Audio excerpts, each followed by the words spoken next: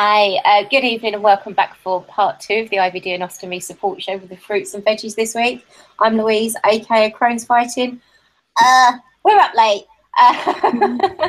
But we have Eric. Hello. Hi, so we have... You look confused, Louise. Yeah, you do. Can you guys hear the feedback? No. I can. It's me. I am. Okay. What I'm going to do now is I'm going to pass you over to Eric, and he's going to do his introductions and why he started, and then we'll go from there. Okay. Yep. Hey guys. Hi from Canada. Thank you guys for staying up late to catch this live event. I'm so honored to be here. So I'm going to talk very, very quickly about myself because I know we need to get on with the program. But I was diagnosed in 2008 with Crohn's disease, and a lot of things up and down in between. I ended up with an ileostomy in 2013. And around the same time is when I started my website, veganostomy.ca. And that's kind of, the place that I wanted to discuss living as a vegan, which I am, having a stoma and, kind of the lifestyle around that. And since that time, it's essentially exploded into a fairly large ostomy website where, I've got followers, I've got an online forum, I've got all kinds of stuff going on with it, and I'm really happy to be helping other people. So that's kind of where I'm at right now, and I'm really happy to be here. We're really happy you are here because, I'm fangirling because I've told you before that, I love your website and stuff. So, thank you. Obviously, you've been vegan for a long time before your stoma, so you don't have the transition of going from one extreme to another. It's not an extreme, but it's probably the best way to describe it for some people. Did you find you had to change the way you had your cooking or your preparation with your vegetables? So yeah, so the years leading up to my stoma, I was actually too sick to even be able to eat. So everything was hurting me, water, rice, it didn't matter. It was always a problem. So when I got my stoma, it allowed me to start eating again. And it took I would probably say about a year before I was really comfortable with eating the way I do now. And it was a fairly slow transition. I mean, there was a lot of information out there saying, don't eat this, don't eat that, don't touch nuts, don't touch seeds. And it was kind of like, well, what am I supposed to be eating right now? Because that's what I eat, right? Don't eat salads. And it was like, well, I'm kind of freaking out here. So I really learned to take it slow and experiment with individual foods until I felt comfortable that, it worked for me. And, I can essentially eat whatever I want now, provided that I'm paying attention to how I'm eating it. Now, I do prepare foods in certain ways that make it easier to digest, maybe requires less chewing or something like that. But, that's just how it's worked out for me. I know there are people out there who have to blend their vegetables, for example, or steam them or cook them in some way in order for them to not have blockages. And I can totally understand. That's just how it's worked out for me. I know there are people out there who have to blend their vegetables, for example. I got feedback. Yeah, this doesn't usually happen. Have blockages. No problem. That's just how it's worked out for me. I know there are people out there who have to. I think it's because we have the live chat. I found when I've done the show, the live chat seems to send it a bit loopy as well. No worries. Yeah, no worries. Can you? I only heard that 2 minutes ago, Louise. I didn't hear it before then. Hang on, 2 seconds. I'm just gonna check. Just gonna check with the tech man in the back. Okay. Okay. So how do you roast or? Yeah. So we usually when we have meals here, we'll kind of make a one pot or something that everybody in the family can eat. When I make my own meals, it's usually later at night, and then I'm free to make whatever I want. But the meals that we generally cook, if they involve vegetables, a lot of the time we're cooking with frozen vegetables, and then we're just throwing them in like an Instant Pot or something like that, just because it's convenient for me to do so. But if we were to have just raw vegetables or eat any kind of vegetable like that, if we have them in salads, it's completely raw. I don't do anything else to it. If we're having any other kind of vegetables, we do like roasting them. Depending on what it is, we might steam them as well or stir fry them. So depending on the actual vegetable, we will do anything really. There's no limits here. Do you have any vegetable that you struggle with or you have problems with? Is there anything that you have to stay away from? Yeah, I would probably say if I eat a lot of raw carrots, and by a lot I mean like 4 or 5 whole carrots, even if I'm chewing or whatnot, it still comes out really like in clumps, and that's a problem for me. And I know that there's a tipping point where it's kind of like, you know what, you're going to get yourself in trouble if you keep doing this. But I don't think most reasonable people are eating the amount of carrots that I will at a time. Most other vegetables, it depends if I have a tub of hummus. Yeah, I do that. It depends if I have a tub of hummus or not. Yeah, that's right. Yeah, and you're scooping it or whatever. That's right. No, it's true. That's what I do. But for the most part, like when I make myself a salad, not one for the family, but just for me, I usually have a huge bowl, and I'll often use like entire cucumbers, entire tomatoes. I'm not cutting anything up into little, cut it in half and save it in the fridge and then eat the rest. No, I eat it all. So it usually doesn't cause a problem for me, but I do pay attention to how I'm eating. So if I make a salad, I put a video on and I could be eating that salad for an hour and a half, Do you eat without the skins then? Because I've only just started to eat the skins on like things like, I suppose you call it a zucchini, but like a courgette and things like that for me. Yes. So with zucchini, I probably wouldn't eat it raw with the skin, but if you're cooking it really well, it just turns to mush anyway, and that's no problem at all. There are certain cucumbers that we get, like the English cucumbers are generally speaking okay for me to eat without the peel, but then they have field cucumbers which are a bit smaller and they have a much thicker skin. Those I always just peel because the skin to me, it's like there's no way you can digest that, so I always peel those. But other types of cucumbers are no problem. Talking about cucumbers, I found a really good tip that I haven't mentioned yet. I've totally forgot. When I was in hospital, one of the times I was in, a patient said to me that cucumbers really help with smells, and it's so true. If you have cucumber, I have had fish before and I've had a bit of cucumber, and it does help with the smell of the ileostomy. That's cool. Wow. I don't know if anybody else has found it, but it really does help. So that probably helps with garlic then. Yeah. Next time, try it and see if it helps with the smell. Maybe it doesn't, but they told me it, and then I thought I eat it like an apple.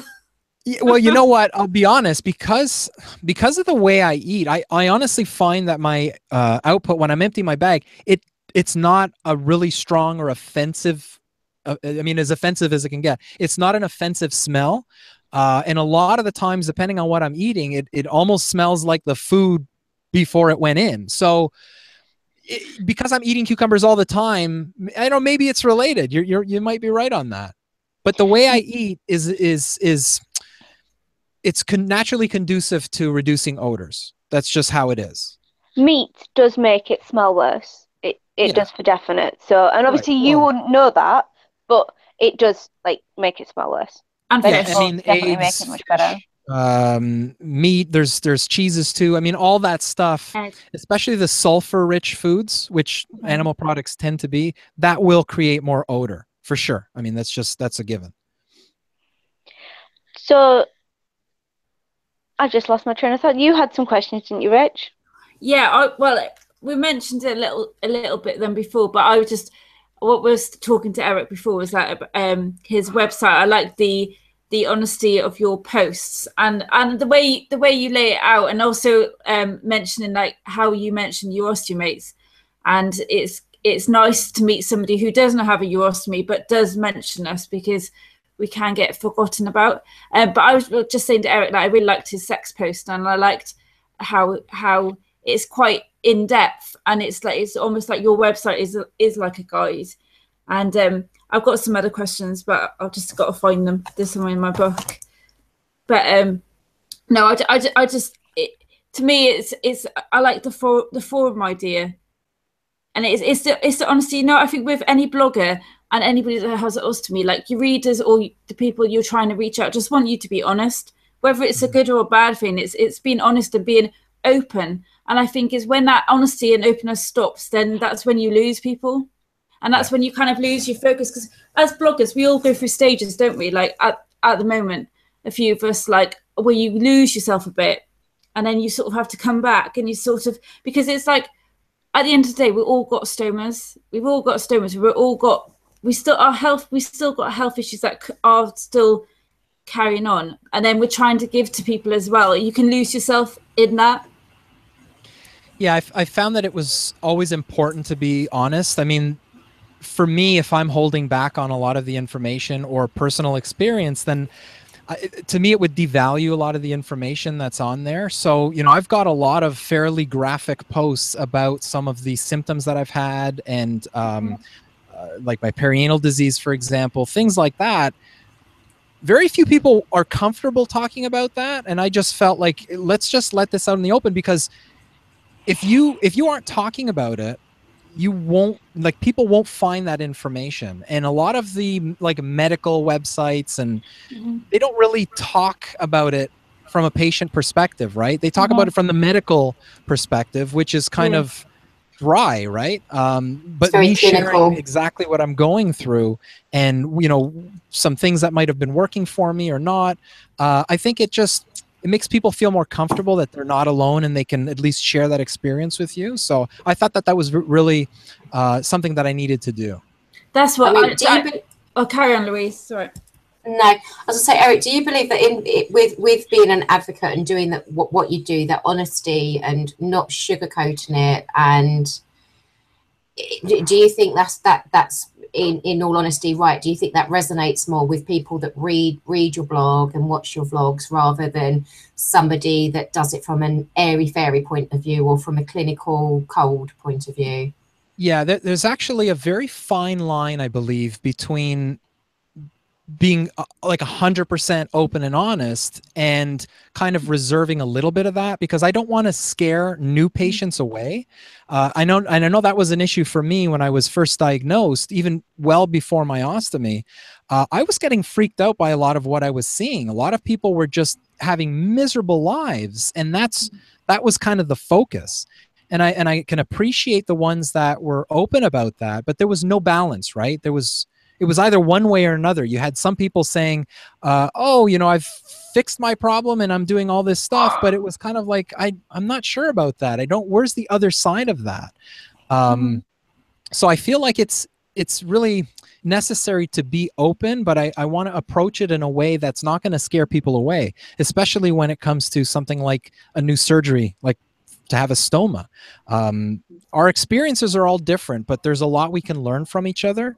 And even sometimes when I talk about having my rectum removed and I was on a wound vac, I didn't have a very positive experience being on a wound vac. But I know a lot of people who are going through the exact same surgery will probably have a much better time, because I had certain complications that really had very little to do with the surgery itself.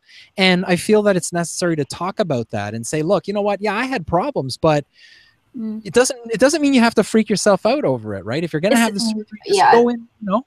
It's a really good point. It's a really good point, because it's like I've just done this prolapse video about my prolapse, and it's taken me, I had prolapse for 4 years, it's taken me a long time to do it. But at the same point, I'm quite surprised how positive its reaction has had, but because I have approached it in a way that it's okay, it's not nice, but this is how I deal with it, and this is what I have to live with, because surgery is not an option. But that's very much how your videos are like, and I like that. I think you are right about the honesty. It is a fine balance of not being how it makes you feel, but then also finding a positive in it a little bit, not to scare. It's hard. We've quite an important job, I think. We have, for, like you say, new patients, not to scare, but then we have to also stay true to ourselves as well. It is hard. Yeah, and I think that through my experience, I mean, I wasn't always a very positive person when it came to illness and surgery and things like that. I was actually quite negative early on, because it was kind of like, why am I still sick and all these other people seem to be doing well now? You know, you read a certain, you go on a certain website and people say, hey, you know, I had the same disease and I'm doing great now. This is what you have to do. And it's kind of like, well, that didn't work for me. Now what? Am I just stuck here? So, you know, that was a big challenge for me. But, you know, at the end of the day, you have to learn from the negative. We're all going to have negative experiences, right, throughout life. But when you have a new surgery, when you have an ostomy, there's going to be bad times. You're going to have leaks. You might have a leak out in public. You might run out of supplies and not know what to do. But there's always something to learn from that. And I think that as long as you can learn something from that experience, no matter how bad it is, then it becomes a positive thing. You know, the experience might be bad, but the end result was positive. I've had a few people ask me if eating vegetables, because of the high fiber content, affects my stoma, and I can't really comment, because with just having a baby in the last 4 months, my surgeon said that apparently your hormones affect your intestines for months after the baby, which I didn't know, but that would have explained a lot in my previous health issues and history. But do you find that it affects you?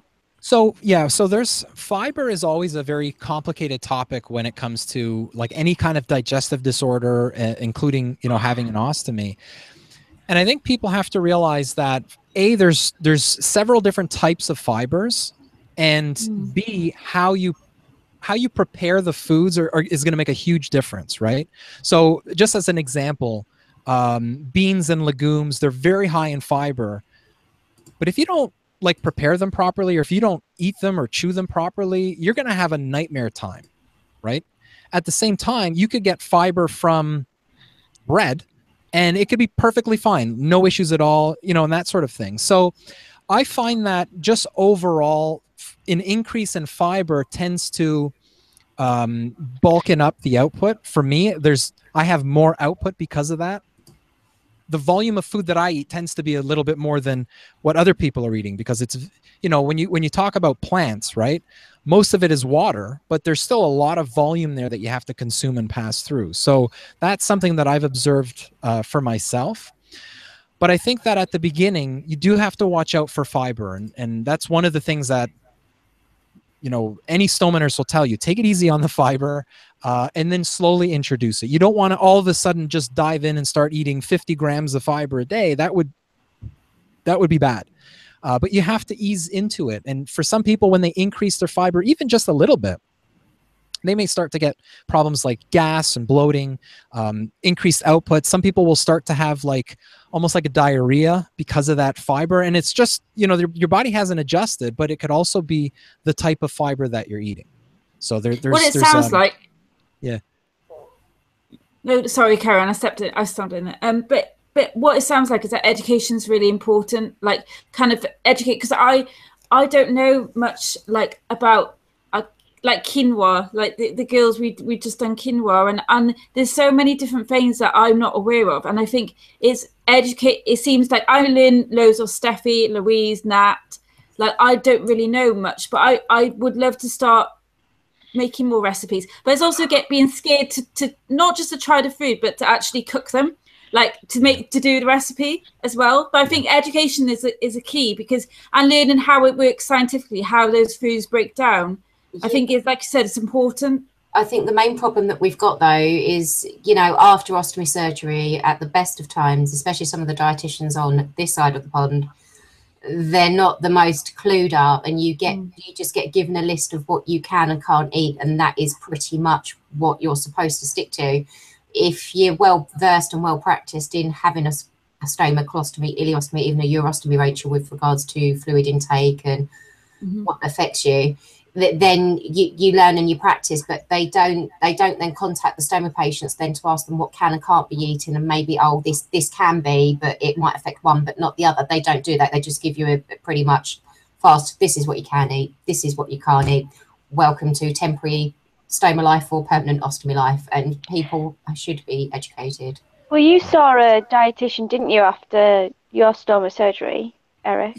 Yeah, I actually had a dietitian that was based in the hospital come and see me because I obviously had concerns. I had tried to do some research before going in, and it was kind of like, I don't think anybody's eating this way. So what am I supposed to do?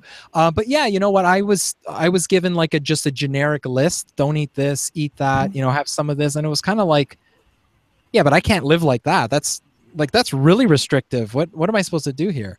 So the way I've learned to manage diet and the foods that I eat is not so much in the specific foods, because let's face it, for some people you could have problems with, you know, white potatoes, and for other people's, you know, they could eat whole salads and it won't be an issue. But if you approach it in a way, okay, how am I preparing the food? How am I chewing the food?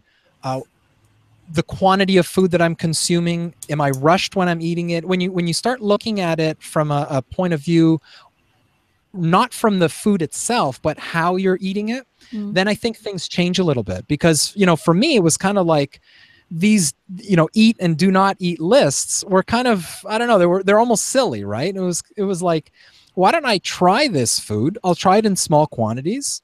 I'll chew it really well, and I'll see what happens. And, you know, if you eat in such a small quantity that really there's no risk of any kind of blockage or anything like that, it'll give you some idea of how that food's reacting. And for some people, it may not end up with a blockage if they eat the wrong food. They might just have too much gas, or, you know, the odor coming out might be too much for them. So there's more things to look at when you're talking about food. So I always recommend keeping a food diary, like a food log, and see if you can find patterns with certain meals or certain ingredients that might be, you know, disrupting your system or giving your stoma a hard time. That's really good. Yeah. Eric, so I've just had an email in from Elaine. Elaine's got pretty severe Crohn's disease, but she's also got it from the perianal side of you with regards to skin tags and inflamed skin tags. And she was asking if that was something that you suffered from, and if and how you dealt with that, because I know she's going through a pretty rough time of it at the moment. She still hasn't, as far as I'm aware, I spoke to Elaine the other day, and she's still actually waiting to see the surgeon, because there's already 2 of them, I believe, that have turned around and said that she has to live with it. Yes. So my perianal disease was an absolute nightmare. I had everything from fistulas to fissures to skin tags to just, you name it, I had it. Actually, on my website, I have photos, the before and the after my surgery, and it's a pretty dramatic difference. But essentially for me, it was the surgery that helped. The medications that I was on really wasn't doing anything for it. It was so complicated down there that there really weren't any quick fixes to it, even surgically.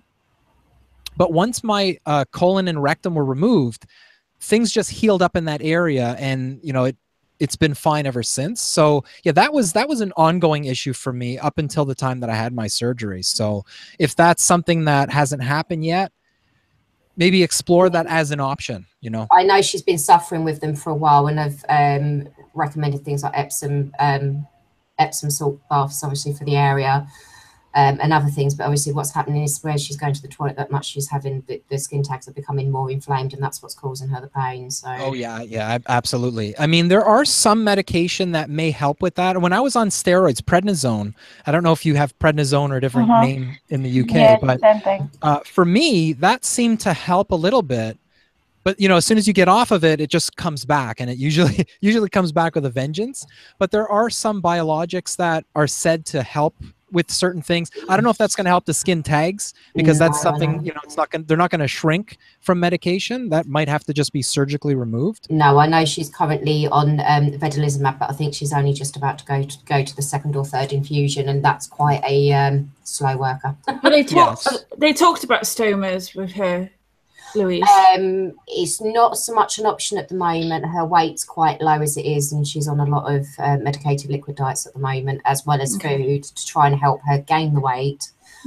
But she's gone up a little bit. She's gone up from 39 up to 43, I believe, 43, 44 kgs that she's gone up to, but the weight is the struggle, and she's working full time at the moment, and she can't take the risk of taking any more time off of work due to disciplinary procedures, etc. So Okay. She's having a pretty rough time of it. Oh, bless her.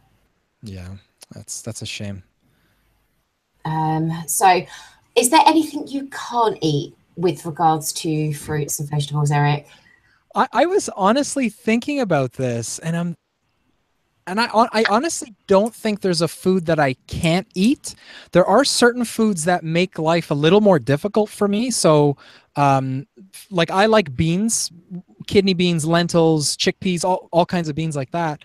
But black beans tend to be a little problematic for me. Black beans were the bean that actually landed me in the hospital with a blockage, a full blockage. So I'm always very cautious around black beans.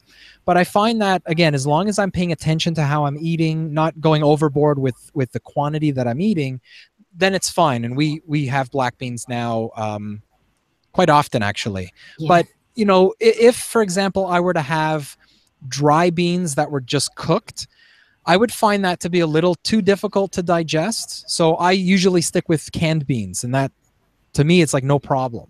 I mean, Steffi laughs because I've only just stopped peeling chickpeas. Oh, you were peeling each individual? I was peeling each chickpea when I was making my soups. That's why she's sitting there laughing with a smile on her face. I didn't know that, Louise. Yeah, well, she said she'd messaged me complaining that she missed chickpeas. I'm like, well, if you're worried about the skins, just the ones that look slightly grey where you can see the skins are loose, or any of the free roaming skins, take them out. No, she sat there with an entire can and peeled the entire can. I'm like, that's taking it to the extreme. That's too much. I've got strictures. I've got scar tissue. I'm not taking the risk. I've had one blockage in hospital with a stoma. I'm not doing that again. Yeah, well, no, but you bring up actually a very good point, right? There are situations where, you know, chewing well may not necessarily be the right thing for you. If you have a history of strictures, blockages, that sort of thing, motility issues, that's going to affect you in different ways. Mechanically, it's going to affect you. Whereas for most other people, how you're eating your food should really be all that's necessary. Because isn't the recommended for, especially those of us with ostomies as well, but you know, normal people as well, the average meal time, you're supposed to eat that over the course of say 20 to 30 minutes, aren't you? You're not meant to sit there and gobble it up in 5 to 10 minutes, because then you get the gas and the wind and the bloating. Yeah, and I think that's a problem for a lot of people, just not just people with stomas, but I think a lot of people are just rushing when they're eating. They're not chewing enough. They're not, you know, paying attention to what they're eating or how much they're eating. And that's actually something that I began to look into along my journey. At some point, I was looking at mindful eating and, you know, what it's like to actually be present when you're eating and focus only on that. Focus on the bites, focus on the, you know, the amount of food you're picking up on your spoon. And things like that. So that, I think, really helped me to get into a different mindset around food. I'm not just, you know, kind of putting food in my mouth while I'm doing something else. I think that's the wrong way to do it, because that tends to be when things go wrong. You know, I may not be chewing well enough or not paying attention to what I'm eating, and that usually leads to more problems. I used to do something called Fit Girls Guide, which is quite big on Instagram, and I used it to lose, I think I lost about 2 stone, which was massive for me over a course of a year. And they suggested every time you put a mouthful in, put your fork down. Yeah. Right. Put your fork down. That's a good technique, yeah. Until or use you chopsticks. finish your mouthful. Yeah. So, and I'm really bad for that. Advice. I wish I could take my own advice, but you know. But it is about practicing mindful eating. I mean, it's like you guys take the mick because I eat a lot of rice noodles and stocks and stuff like that. But I do that because it takes time to eat it. It's not something that's quick, because you've got the soup with the noodles in it. You have to sit there and take your time, because if you don't, it all flushes through with the stock. And it's how I try and control my stoma with the high output. It's ridiculous, but it's sometimes it's the way that we actually have a saying. I love you lots like Louise. I love you oodles like Louise loves noodles. That's how much she loves noodles. Yeah, I mean, there are times when you're just not going to have time to eat and you have to eat quickly. So during those times, if I'm ever in that situation, I try not to eat foods that I know are going to be complicated for me. So I'm not going to like quickly eat a salad. If I have to do something and it requires my attention and I can't focus on eating, I'll try to eat easy foods. So foods that I know, require very little effort with chewing and that sort of thing. And that generally is no problem. Sometimes I think it's also about having like reminders, like for me, talking just purely for me, like I like a lot of mindfulness. I do a lot of affirmations. I meditate. I'm that way inclined anyway. But when it comes to food, no, out the window. It's quickly. It's like I don't mindful. I eat. I have throughout times I have in my past, but it's like I'll do the other things I need to meditate, affirmations, all that. But then when it comes to food, it's like it's going in quickly, and it's like it's remembering to slow down, isn't it? So one trick that I've been using like for a couple of years now is I kind of try to make eating almost like a meditation in and of itself. Like so a ritual. Yeah. And I actually have a special bowl that I bought for myself and plate that I use just exclusively. It's my bowl, it's my plate. That's what I use for meals, and I make sure to wash it, dry it when I'm done. It's very much like a ritual. I have one spork that I use, and that's it. So I have one utensil. I have this one bowl and plate set, and that's what I use. And to me, I think that helps me focus and make it more about the ritual rather than just kind of mindlessly, grabbing this, grabbing that, putting food on it. You know what I mean? You kind of lose your way when you're doing that. But I find that really helped me because it gave me, it put me in a different frame of mind. It was more like, okay, almost, I don't want to say prayer, but it is very similar to a ritual. And I think getting into that routine will help to slow you down a little bit. I've done that. There's on Instagram, there's some like sponsored posts or something, and it's the coconut bowls, the repurposed coconut bowls. Cool. Yeah, I know what they are. Yep. Yeah, awesome. And I bought myself one, and that's what I have my like smoothie bowls in and buckwheat and stuff like that. Does it help? Yeah, that bowl is for that only. Like. Yeah. So yeah. You mean like my side plate that I have my food on, that I don't have a normal dinner plate, and going into a normal restaurant freaks me out because of the size of the plate? A lot of people do that. It makes that's how they portion control, to make it look like they're having a full-size meal. My husband will eat like spaghetti bolognese enough for 4 people. He will make like tuna pasta, bacon stuff for our daughter and him, and she has like a toddler-sized bowl, and then he literally just takes it's a stock pot. Can I just make that clear? It's a stock pot he makes it in, and he just sits and eats the rest in one go. And I'm like, you could have portioned that out and had that for work, but I'm the same way though. I'm usually the cleanup crew when it comes to like finishing leftovers that everyone else didn't eat. I don't usually keep leftovers, so it'll be like, I'll just finish it all. It's a really bad habit, but I do that all the time. Are your whole family vegan then? Yes. I know sometimes like certain people are and other people aren't. And... Yes. Yeah. Yeah. My wife became vegan pretty much the same time that I did, because we were kind of going through the same situation. And my kids were born and raised. So. That's fair enough. That's right. I forced gluten-free on this house. We did that. You know what? I did gluten-free for a while, but I didn't want to, like, I went through so many different stages when I was trying to make myself, get better. And I went on like an all raw food diet. I went on a gluten-free diet, like no grains. And it was driving everyone else in the house crazy, because it was kind of like, what's wrong with us eating it, right? So I did not want to put that on them, but I know for some people it does make it easier when everybody's kind of cooperating and doing the same thing. So I can totally understand that. My daughter she's 4 now, and she'll eat whatever. If I'm lucky, she'll eat what her dad eats. Otherwise, I have to make her something different. And then, but usually it's something simple like fish fingers or pasta or something that doesn't take that much time. But my husband has because I make usually everything sauce based from scratch, so he'll have bolognese, etc., etc. And then I'm having so he'll have meat, and then I'm having my vegetarian meal, and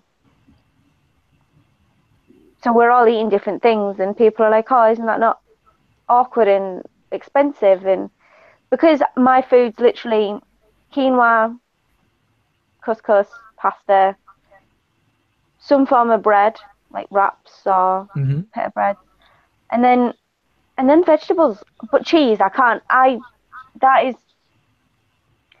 just enjoy having cheese. I'm not vegetarian for moral reasons or anything like that. I just prefer vegetables. I'm more on the pescatarian route, but I don't force it on the other two because they can eat red meat and pork, which I can't do. So I tend to have 2 different types of food on the go. I think if it doesn't matter what your reasons are for eating certain ways, as long as it makes you happy and you're healthy doing it. The amount of meat that I've been eating has actually over the last 2 years got a lot less. I eat fish like no tomorrow. I eat fish nearly about 4 times a week. To give up fish would be very difficult, but I do think that meat, I would love to say I could be a vegetarian, but I don't think. I tried it for a year because the partner at the time did it, so I thought I would do it as well, and that did really well. But my surgeons actually, I remember now because I can't remember much at that time, but I remember this. They told me I had to eat meat. They actually said to me, because I remember now, I was off it for a year, and then they said to me, turned around and said, you should eat meat, because I was being so poorly with the sepsis and before I had the urostomy, they told me to eat it. So I did. I went back to eating it, but I can't remember the whole conversation because I can't remember that time. You do what I do. You just block things out, or you don't take all the information in. Everybody's different, and everybody can maintain healthy lifestyles dependent, regardless of what diets they follow or how they follow it. But I think, like we mentioned earlier, there's such a stigma and such a strict rigmarole for stoma patients when they come out of hospital for what can eat, what they can't eat. People aren't told to keep food diaries. They're not told to stick to low residue for 6 to 8 weeks after they've had the surgery done. And it's more about, isn't it? It's educating. As long as we're healthy with what we're eating, we can impart advice and do recipes for others. It just doesn't necessarily mean that it's going to be a lot of it is that I think a lot of it is the hospital. I don't know what it's like in America, but here in this country, they will not say anything that could cause a problem. So if for them to say eat this, don't eat that, is so much simpler than say, yeah, try that, see how it goes, because then it comes back and bites them.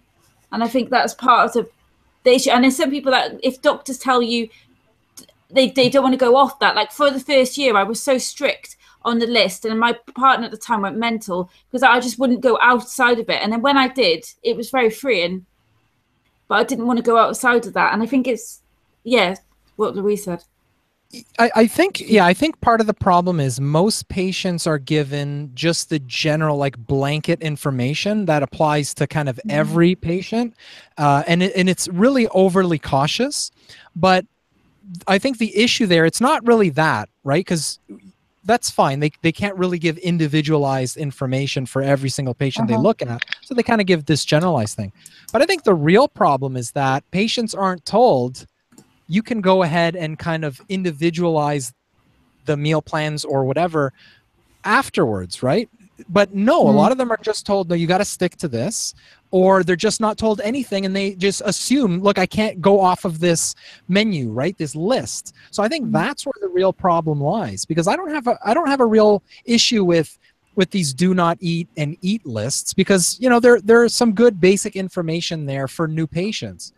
But at some point, 6 months down the road, 8 months down the road, if you're still eating, like white rice and very well cooked apples that are skinned and de-seeded, there's an issue there, because if you're doing it out of fear, you may be losing out. Right? You may not. You may be, avoiding very healthy foods out of fear or just ignorance. You may not just even know it, and that to me is the biggest problem. Maybe we should come up with a book with stoma patients on how to live a normal diet after the post-op thing. Might be a good idea. My stoma nurse, I remember saying to her, like, after reading loads of blogs and stuff, they were like, you can't eat vegetables, you can't do this, you can't do that. And I'm like, what? I was not happy. I mean, it was bad enough for me on the low FODMAP diet to work out what triggered my colitis and stuff. But she just turned around and went, you need to, like, Google vegetarian and ostomies and stuff. She was like, you'll be surprised. And obviously, I know you're vegan, but you still came up. So. Yeah, it's funny. I was so, like, I wanted to just start eating normal foods again soon after surgery that I think it was like a month later, I had like a follow-up appointment. And that was when, the surgeon would give the okay to kind of continue eating other foods and things like that. And we left the hospital, and then, like, on the way to a restaurant, I was like, I didn't even ask if I could start eating normally again. So I called my surgeon's office. I talked to one of the people there, and they said, yeah, just take it slow, whatever. So I remember one of the first meals that I had when I was given that okay was like a cabbage stir fry. So that was like a big, like, that would have been on the front of every, like, do not eat list. But I was very careful in how I was eating it. I actually separated out the cabbage from the rest of the meal, and then I made sure to just chew really well all the cabbage and then see what happens, and it was fine. And that's kind of where I went off from. So I started experimenting more after that. But if I just went in with no information and just said, yeah, you know what, they said I could eat anything, so let's eat, and then I was just kind of eating it haphazardly, I would imagine I would have run into issues. So a lot of stoma nurses in the UK actually do say you can just eat whatever you want. Mine did, but they were like, take it slow, chew, things like that. But I had a huge fear around eating with my stoma. I was like, what can I eat? What can I eat? I'm pretty sure in my first meal after having stoma surgery, I had broccoli and cauliflower and stuff. So our little rebel, but we do love the rebel. Our little rebel. I was in hospital though. Our little rebel. The most disgusting tomato soup you've ever come across in your life. Yeah, so, like, if someone has a fear of, like, starting to eat regularly again, I would say to kind of break it down so for example, if you wanted to start with salad, right? If you wanted to experiment and, like, let me try salads, don't go and have like a kale and spinach salad. Those tend to be very difficult to digest. Start off with something like iceberg, right? Very high water content. It kind of breaks down very easily. It's very, effortless to chew, and then start moving on from there. So go up to maybe romaine lettuce, or like young romaine lettuce, and then leaf lettuces, Boston lettuce, that sort of thing. And then move on to the kale. But rather than go straight to like raw kale, you could try steaming it first. Or one trick that I use when I'm eating like a larger quantity of kale is to throw some salt on it, throw some kind of acid. So whether it's vinegar or lemon juice, and then massage it with your hands, and you're kind of pre-digesting that kale. It's almost like you're chewing the kale with your hands, and it becomes very soft, and it's much easier to eat.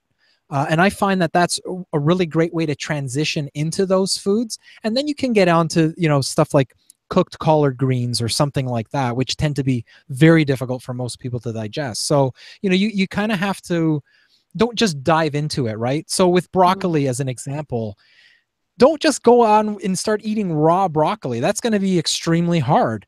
Start with maybe frozen and then well-cooked broccoli, or then steam some fresh broccoli, and then try just lightly cooked broccoli until you're comfortable. If you want to eat raw broccoli, you're comfortable going to raw broccoli. So, there are many levels when it comes to preparing food and cooking them that, you can find a level that's going to be very easy to eat, even if it's a difficult food. So, you know, I would suggest people explore those options. I also found that kind of forgetting, in a sense, about things. So, like, I made tacos. Now I make myself vegetarian tacos, and I make chicken ones for my husband and my daughter. And I always put iceberg lettuce in. We always do. That's what they like. That's fine. And I was fine. A lot of people say, "Oh, I can't eat iceberg lettuce with a stoma," and I'm like, I can. I found raw spinach was the hardest thing to give up. That does not like me, but rocket's fine, and I can have spinach cooked. Yes, yeah, raw spinach for me, it's almost like a laxative, and I don't like cooked spinach is fine, but the raw spinach to me, it kind of like just sets my stoma off, and it just doesn't like it. But I enjoy spinach. Yeah. Okay. Yeah. So. But we're all individual, aren't we? So. That's right. That's right. Yeah, and that's why when you're experimenting, if you're starting slow, you'll be having a quantity that's not big enough to cause any, you know, kind of major issues, but it's enough so that you know how your body reacts. For some people, and I know I had one person on the forum saying that brown rice like comes out whole for them. And it's kind of like, whoa, I've never experienced anything like that. But I know for me, brown rice is a little more difficult to eat than white rice or jasmine rice or anything else like that. So, you know, there are different variations of certain foods, you know, whether it's how you prepare them or just a different type, slightly different type, that you might have to just see. And that's why keeping a food diary is a great idea, because you won't be able to remember hundreds of different food combinations or how you prepared it or anything like that. And that's what the food diary would help you with. You used to use a food diary, didn't you, Louise? Yeah, I still do. Frank, do you know what? You've really, I've been thinking of, anyway, the last couple of weeks since we've been doing this, like this topic about readdressing my food, and I think I'm going to start a food diary and think about cooking more, because I don't eat enough vegetables. I don't eat a healthy diet really. My appetite over the last two, I think due to personal stuff, my stress levels, I just haven't really been eating much. So I think I'm going to, like you say, start with the mindful eating and maybe start introducing the vegetables again, because I really stick to frozen vegetables. I don't have, I'll eat small tomato with the skin, like, but I go through stages of, and then not touching anything for ages. It's not. Do you know what would help you with the tomatoes, Rachel? It sounds completely mental, but you know you can get the beef tomatoes, the big ones. Wrap them in tin foil, put a bit of salt and a tiny little bit of oil on them. Wrap them in tin foil and put them on at 160 in the oven for 15 minutes. They come out. You can peel the skin off and you can eat everything else and they're fine. I have that on Sunday morning. I cook them and I have it on my toast for breakfast. Oh, nice! I might try that then. I think when we're in Cardiff, we should all put on a timer of 20 to 30. We'll go for 25 minutes and see how long we all finish eating, because that might be quite interesting to see. That would be good. Who doesn't actually pay attention, and it's going to be me and Natalie that finish quicker. Well, because we don't. It's the thing with me. At the end of the day, everybody's diet, everybody's stoma is individual to that person. We can't say for definite, yes, try this. One, where there's blame, there's a claim, and two, we don't know your bodies. We know our own bodies, but we don't know yours. So the correct consensus would be keep a food diary.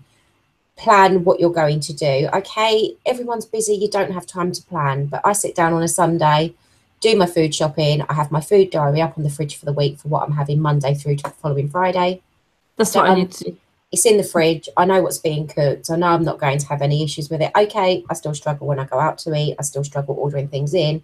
So I stick to the same thing, but it's all individual to the person. And keeping a food diary and listening to people like Eric coming onto the show who follows a mainly vegan diet, yet he's still able to eat fruits and vegetables that are stated on a stoma list after you've had the surgery done. You can't eat these, yet he eats them and he's absolutely fine. Steffi is predominantly vegetarian. Okay, she eats the occasional bit of meat, but she eats a lot of stuff that I don't eat and she's fine. Rachel, she's a food rebel. We're not even going we're with that one. I go for when she's texted us and saying, I've had a goat curry and I've had a leak. Yeah, we wonder why. And then, with me and with all Crohn's patients, ulcerative colitis patients, when you have an ileostomy, there's so many mitigating factors. It's like me, I have strictures and adhesions in my bowel. So I have to follow a low residue diet. I have to make sure that the vegetables that I eat are extremely well cooked, or I put them into smoothie form, which means I'm getting the goodness for them, but they're not going to cause me a blockage. There's so many ways round so many different things on how you can and can't do things. That when there's a will, there's a way. If you really want to eat it, you will find a way to eat it. I think everything's down to preparation and how you cook it. I literally roast and saute everything. That's how I eat my veg, unless I'm having a salad. But that's me. But I know people that boil it. If that's the way it works for them, that's the way you should do it. I cook my carrots in butter, water, and green beans. But I eat a lot of root vegetables. I eat swede, I eat parsnips. So it's mainly, I don't eat the broccoli and cauliflower, but that's purely because that stimulates my output and I have the bile salt malabsorption. So I don't eat it because I'm not staying up until 4 a.m. emptying my bag. See, I have extremely high output, but I genuinely enjoy what I eat, and I think I can just deal with it. I'd much rather enjoy what I'm eating and deal with the minor inconvenience of having high output than going without. But that's just me, because I just like my food. Go ahead. I was just saying, I really love what you said about food being a ritual. I think I'm going to that's what I'm taking from this. It's like making it more like an important point in the day. And I think and I think I need to do that. You see, it's like me. I have my set breakfast time. I don't always have breakfast. If I don't, I'll make sure I grab a yogurt at 10 o'clock. I always have my lunch at 11:30 because I'm doing that between work, and then I have my tea at 6. So. Yeah, and everyone's day is going to look different too, right? Like for me, I almost never eat breakfast and lunch. Most of my meals are from like dinner on. That's kind of where I focus everything. But for some people that's impractical or it just doesn't work for them. But for me, that's what works. If I'm traveling or going out somewhere, I tend to pay a lot more attention to the timing of my meals. And I know that, for example, if I'm going to hop on a plane soon, the night before or that morning, I may purposely skip meals just so that I know that things are going to be, I'm not going to have much output there. But, everyone is different. Some people I hear they eat really big breakfasts and, moderately sized lunches and then very little at night because they don't want to have to empty their bag overnight. And then I hear other people saying, you know what, I have really big dinners as long as I'm stopping before, let's say 8 o'clock or 7, then I'm okay. Everyone will be individual, but I think that's a myth though, because I followed that to a routine, but I've actually found the later I eat, so if I don't eat until 10, 11 o'clock at night, I sleep through until the following morning. I personally found that to be true. When I've experimented and I've stopped eating at like 5 or 6 in the afternoon, all that does for me is I just get hungry and I still have to get up to empty my bag. But if I'm eating up until midnight or even a little later than that, it doesn't really affect it. Because for me, like when I'm emptying my bag the most, it's usually from after I get up to around 12 o'clock, like noontime. So if we kind of reverse the clocks a little bit and I start, eating dinner and everything like that, I'm still going to be up all night because that's kind of where the timing is with my body. I know some people who have very fast transit times, that's going to change things around for them. And other people have very slow transit times. And again, that's going to change the times when their meals affect them. So keeping a food diary will help you to kind of nail down that routine. And that's another good reason to do it. I try to eat I have the if I try and not eat late, and I get into a big habit of not eating late, because if I eat late, I'm emptying 3 times in the night. For me, I find that it really does affect me, and maybe it's just I've got other stuff going on, so maybe it's that. But I try not to eat after 6, because otherwise I'm up emptying all the time. But because I have the prolapse as well, my bag isn't as big as everybody else's because there isn't much space. So that's probably why as well. It's individual to the person, which was like you with the short bowel. I mean, I know I can time my food. I can, if I eat at 6, 7 o'clock, I can guarantee by 11 o'clock midnight, it's all through. Mine normally goes through my system within 2 to 3 hours, and it's all out. You would never have guessed I'd eaten. Yeah, and for some people, like for me, if I'm eating a meal that I know I'll be able to identify it coming out, sometimes I pay attention to that, and a lot of the times it's like 12 hours later, I'm still noticing the meal from yesterday. So everyone's transit time is going to be vastly different. You know, I hear some people saying within a matter of hours, I can see what I've just eaten. And you know what? That will affect when you're going to be emptying your appliance. And unfortunately for a lot of people, it's going to be in the middle of the night. So if there's a way to find out a better routine, definitely try that. But, you know, I don't like stressing myself out over it. You know, I don't want to start restricting what I'm eating or when I'm eating just for that. You know what I'm saying? Because I find that I would be missing out more than just getting up one extra time at night, you know, personally. So I used to look after a lady who, I don't know, I can't remember why she had her bowel resectioned, but she had her bowel resectioned. And she was like my rock before I went in for my surgery, my J-pop surgery and things like that. And she said she was in hospital one time and the doctor didn't believe that within half an hour she could pass what she'd eaten. So she was like, well, what's the hardest thing to digest? Sweet corn. And she ate a plate of sweet corn, and within half an hour, there it was. And she was like, see, not everyone's not everyone takes like 6 to 8 hours to digest stuff. Is there a possibility, though, just before we wrap up, that she might have had bile salt malabsorption and had her ileum removed when she'd had the bowel resection done? Because my transit was like that when I had my resection done. I haven't got a clue. That's what I lived with for 4 years before having the stoma surgery last year. I was on the toilet anything between 20 to 30 times a day. Sadly, she's not with us anymore for me to ask her, but I know she did have quite high output for just having a bowel resection. But, oh, bless her. Okay. Right, okay, we're going to have to wrap up for this evening because, one, it's nearly midnight, and two, we're getting tired. But we'd like to say thank you to Eric for coming on. It's been brilliant. I'm sorry if I popped off at the beginning, but I didn't realise that I had the YouTube app open in the background, and the fact that I was hearing was everybody talking live, including what I had on my earphones. So I had to sort that out when I work it out. But no, thank you, Eric, for joining us this evening.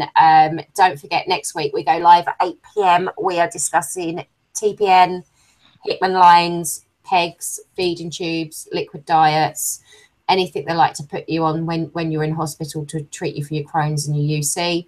So we will be covering that, and hopefully we'll see you all next week. So we'll say bye for now and say thank you to Eric. bye. Thank you, Eric. Thank you. Bye.